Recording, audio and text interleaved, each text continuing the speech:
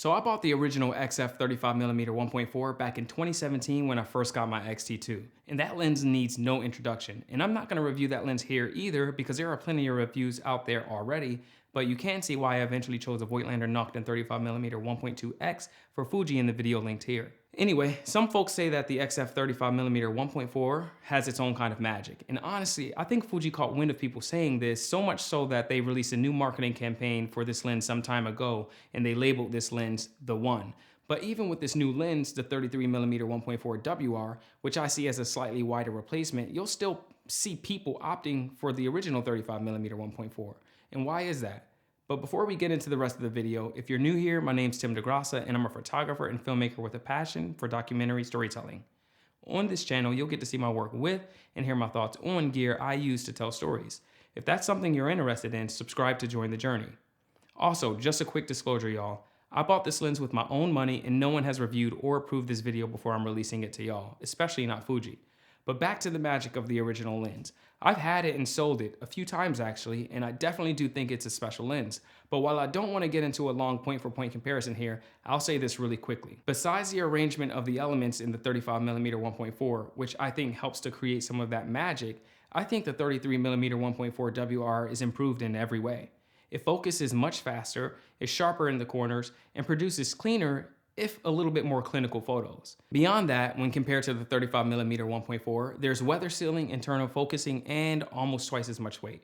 But it's not a bad thing though. It has a nice heft to it, which I actually prefer because it doesn't make it feel like you're slinging around a cheap plasticky lens. And I'd rather have internal focusing than using a lens with an extending barrel that could get jammed while out and about. I say all of that to say that when you feel confident about your tools, it's much easier to just go out there and shoot. And the 33mm 1.4 lens makes it easy to just go out there and take a great photo, which I think is one of the reasons why this lens is an important one to have. Its field of view is very close to what you would see with your own eyes. Everything just looks normal and gets framed up how you envision. Therefore, it's easy to frame up your subject seamlessly since you can imagine how it's going to look in camera. If you're looking for a standard focal length for your X-mount camera, I'd say skip the original 35mm 1.4 and get this one, unless you absolutely want your setup to be slightly more portable at the expense of weather sealing and internal focusing. Anyway, I'd love to just take this time to show you some of my favorite photos I've taken with this lens.